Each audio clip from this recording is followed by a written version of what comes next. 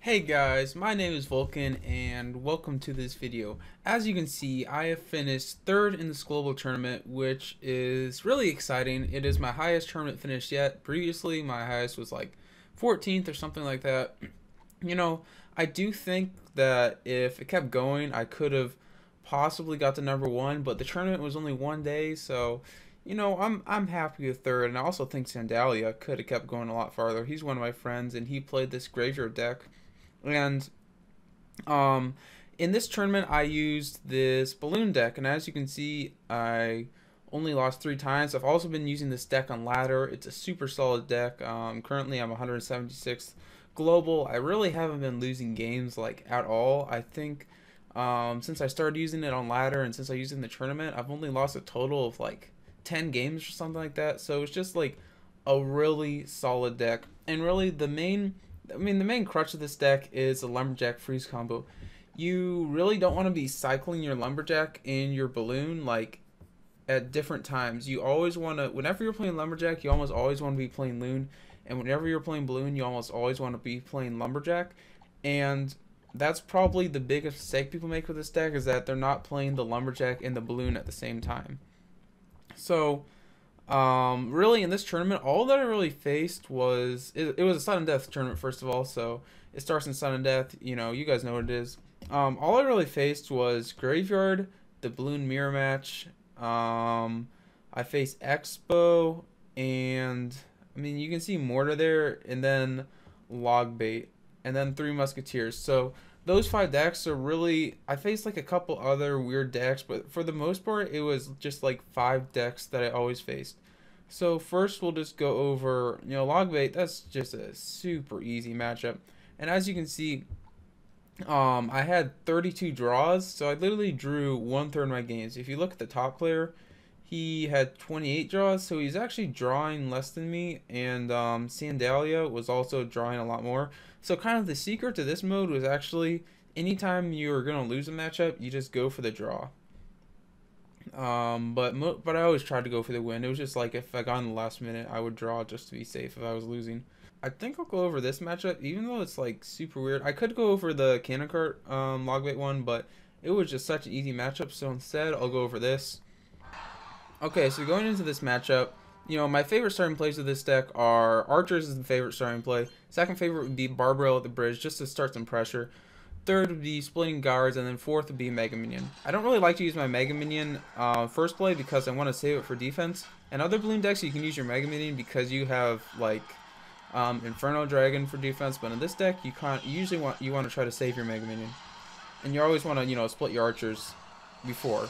So there he goes with Rocket, which was a big mistake. So now I know he has Rocket, and because he has Rocket, I waited for his what do you call it? I waited for his Goblin Gang across the bridge, and that way his Goblins weren't shooting down my Balloon. But I also go with Balloon because he used Rocket, and I want to send it into the freeze. And there I sent an Angry Face because I kind of had a bad hand to punish him, even though he overcommitted with that Rocket. I didn't have Lumberjack and cycle with my Balloon, so it wasn't good. And that's one thing you're going to notice. A lot of people make the mistake. I see there I froze early because I wanted the Balloon to get a hit on the tower because I knew he was going to rocket it. But a big mistake that you'll see a lot of people do is that they don't cycle their Balloon with the Lumberjack, or they cycle their Lumberjack without the Balloon. You always want to be playing your Lumberjack and your Balloon at the same time.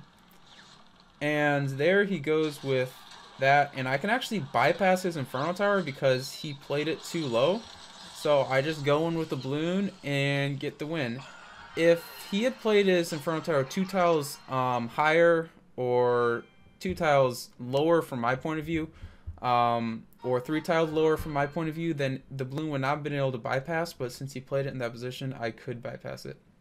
So here, I don't think I want to show all the draws. Actually, you know what?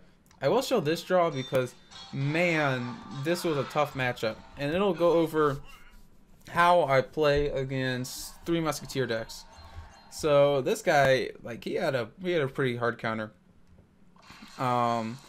So versus 3 Musketeers decks, what I'm always going to be doing is I'm going to be playing all my troops in the 1 Musketeer lane, and I'm going to be waiting for the 2 musketeers to cross the bridge before I do anything. And usually what they're going to do, what your opponent does, is that they play like a battle ram with the 2 musketeers, and then I'll just freeze them, or in this case a balloon. I'll just freeze it and kill it.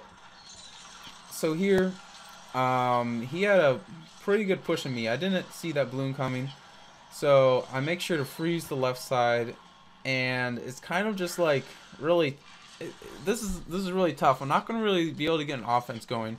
Normally what you're going to see me do, I'll show you in a later game, is that I'll play, when they split the 3 musketeers in the back, I'll just play all my troops in the 1 musketeer lane and then try to take the tower. Since it's sudden death, you can do that and get away with it, and just try to win the game that way, and then try to kill them before they even cross the bridge.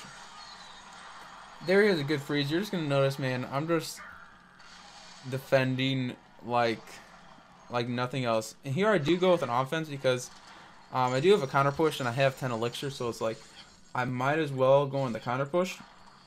And do I get 2 hits? No, I don't get 2 hits. I split my archers there. Honestly, there's really no reason to split it. It didn't really do anything. I'm just defending for as little elixir possible. I played bar barrel because bar barrel is really good against musketeers. And if you play Mega Minion, you're going to see I play Mega Minion on the left here because... Oh, wait, I don't play Mega Minion. Oh, I'm saving my Mega Minion for the balloon. That's what it is. So, here, I'm kind of... At this point, there's only 1 minute left. And I'm thinking, man, I could get a balloon to the left tower. But since he has both of my towers so low, for the most part, I'm just going to try to defend. That was kind of an awkward freeze. Like, I really didn't want to freeze there. But I kind of had an awkward cycle and, like, really nothing else to play, so I tried to freeze and I tried to kill the musketeers on his side of the bridge, which you can see didn't really work out. It's usually a good play versus 2 musketeers to throw a bar barrel and try to kill them, even if they're on the other side of the bridge, as long as they're frozen.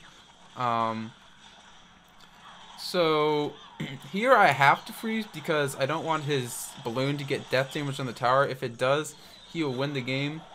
And he's just kind of panicking right now, like there's only 10 seconds left, so I do manage to get the tie. You know, not the best. I'm not even going to try to finish off his tower because it's just too risky.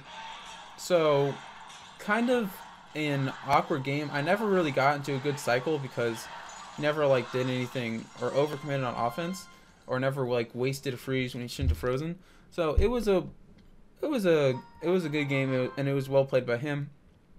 But I did manage to get the tie. And let's see. This is actually a really good balloon player. I don't think you guys want to see ties. So we'll go and try to find someone who we win against. We'll go against Randall. This is the balloon mirror match. And really, in the mirror match, the most important thing is that you're always playing your Mega Minion like right next to the river so that they can't freeze your Mega Minion and the tower at the same time on defense. Other than that, you're just kind of cycling troops and waiting for your opponent to overcommit on offense. And you're just, if you have an opportunity, you can attack, but don't get too aggressive. So here I'm just playing troops. I'm going to freeze right now. That way I can play my Mega Minion high. His Mega Minion won't kill my Mega Minion, and he can't freeze the tower and the Mega Minion at the same time, which means his balloon has 0 chance of getting to the tower. I play my Lumberjack in the back. He attacked, so I figure that it's my turn to attack. Really, I'm not expecting this to even get to the tower. I'm just hoping that he spends an even amount of elixir as me. He actually does play his, he clumps up his troops like way too much, so I get a good freeze. And another thing you're going to notice is that freeze plus snowball kills archers. So if you can freeze the tower and the archers at the same time, and then snowball it, it's really good. And then here, the game's already over. You know, he tried to tower trade me. He messed up. What his big mistake was that, I just freeze his balloon because I'm going to kill his tower either way. I'll win the tower race because I have more damage. His big mistake was that he played his Mega Minion too low, and he let me freeze his tower and his air targeting troops at the same time, which resulted in me winning the game. Here you're going to see versus Ace Durando. I'll put this in double speed. You're going to notice that I'm pretty sure, if I remember correctly, and I think this guy actually even beat Lynn, who got #1 in the tournament. He didn't make any big mistakes. He always made sure to defend well. It's really not even about the offense in this matchup. See, as you can see, he freezes everything. He plays his Mega Minion high. He defends well. And you're going to notice that during the game, I also do that. Sometimes you don't need to freeze. You only need to freeze on defense if they have like a lot of troops on the field already. If they don't have a lot of troops, you can just Mega Minion high and kill it. And here, I'm not getting too aggressive because he hasn't played his Mega Minion. Another trick in this matchup is that if they play their Mega Minion in the back, you can like always go on offense in the opposite lane.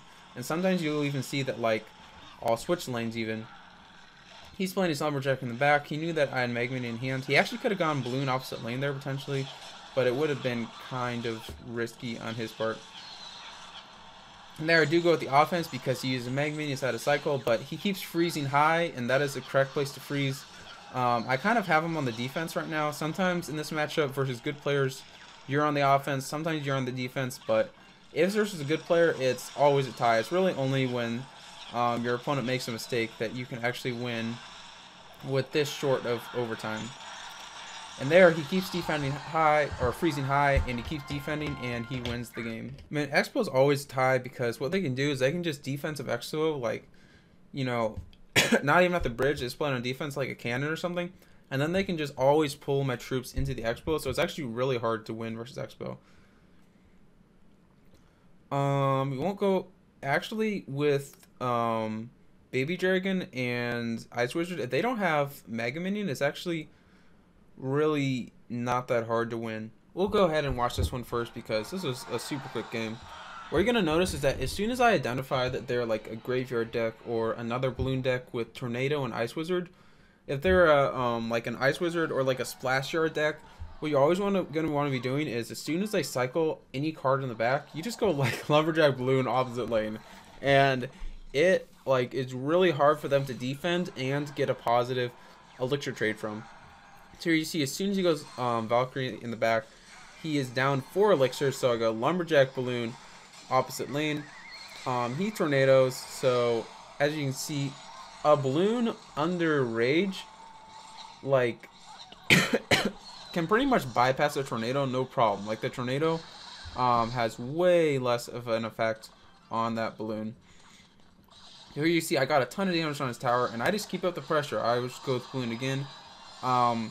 Versus any graveyard deck, you don't even have to rely on your archers and your guards. Really, the most important thing is just that you have 2 spells. So you can always sacrifice a little bit of damage on the graveyard and defend and get a positive 3 elixir trade on it. Because say, if they graveyard and you only defend with Barb Barrel, the graveyard will barely get any damage, and 1 Barb Barrel can pretty much completely stop a graveyard without a tank. So it's really not that hard to defend, which is why you can keep up the pressure on offense. Let's see. I guess I'll also show against this deck. Not that hard. This one you're gonna see is a little bit different though because he has a bowler, which means often on offense with the Lumberjack, I'll freeze the bowler so that the Lumberjack will kill the bowler. So I start with my Barb Barrel just to get some chip damage or force out a card. Here he goes. I know exactly what deck he has, and I have the Lumberjack Balloon in hands, but since he has an air targeting troop going down both lanes, I don't want to Lumberjack Balloon at the bridge because he already has troops down to stop it.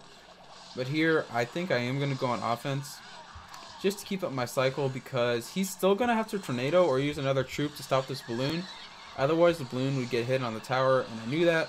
I just know the interaction really well, and basically I played the balloon because just to force out the tornado and to try to outcycle his tornado. So here on offense, I don't have balloon in hand, but I did go with Lumberjack, and then I freeze just to try to kill this. I'm not sure what I do here. Yeah, I do just go balloon opposite lane. Now he probably made a mistake here. What he should have done is not defended that and just tornado the balloon to his tower, but a lot of people in this tournament don't know to do that, so you can kind of trick them. And I play my guards in the back just to cycle to my balloon because I want to play Lumberjack and Balloon at the same time. I'm literally just trying to outcycle him. Like, I'm keeping up the pressure. I don't think I freeze here because there's no way this getting to the tower. I'm keeping up the pressure. I'm making sure he spends just as much elixir on defense as I spend on offense, or just like a good amount of elixir on defense. um, because I know that it's super easy to defend his graveyard. I'm really not worried about him taking the tower. I'm only worried about trying to get his tower. And I think I probably switch up. Okay, yeah, this is another trick you can do. You can play your balloon in the back and then play your lumberjack at the bridge. And now the reason you do that is actually because this allows you to outcycle their tornado. I was hoping that he'd use tornado right here. He didn't use tornado. He actually played it smart, because if you do that and they play their tornado, then what? You can instantly play a balloon again, like on the other side, and they're not gonna have tornado in hand to defend. And I'm actually, did I win this game? I don't know how I won this game. But there, as you can see, he gives me a really valuable freeze, and I think I actually get the tower here. Yeah, I do get the tower. So I don't even know what happened. He was actually defending that game really well. I think what happened was he went on offense and used 5 elixir on that graveyard, when really it wasn't going to do anything, because I just have such an easy defense against graveyard. So it ended up not working out for him. And I don't even think it's worth it to show any expo games, because okay, so it does look like I don't have any replays against 3 Musketeers, but all you need to know in that matchup is that the way to take their tower is just stack all the troops in the 1 Musketeer lane. If they go 3 Musketeers in the back, you can just, and you have Lumberjack Balloon in hand, you can go Lumberjack Balloon at the bridge and try to take their tower before because of sudden death overtime. So you can take their tower and just win the game just like that, and not even have to worry about defending their 2 Musketeers. But the thing is that if you're playing this in normal time, I wouldn't, like, in not sudden death mode, if you're just playing it in the normal game mode, I wouldn't, just rush the opposite lane like that if they split 3 Musketeers in the back. I would only do that in double elixir. If it's single elixir, you always want to just defend the 1 Musketeer. But as soon as double elixir hits, you can just try to take their tower, and then after you take their tower, win the game that way. So yeah, I hope you guys enjoyed the video. I'm excited I got 3rd place. I think I will do a ladder video on this deck also, because I only did it in sudden death mode. But before I do that, I'm gonna come out with like a 10 tips for Expo and a 10 tips for 2.6. I know a lot of people like those decks, and they're really popular, and I already wrote up like the tips in a notepad. I just have to record the video, and I actually think I already have the gameplay recorded also. So really I just have to record the video, get the thumbnail and do that. So that's going to come out soon, and then I'll make probably a ladder video on this deck. But thank you guys for watching. I hope you guys all have a great day, and Vulkan out.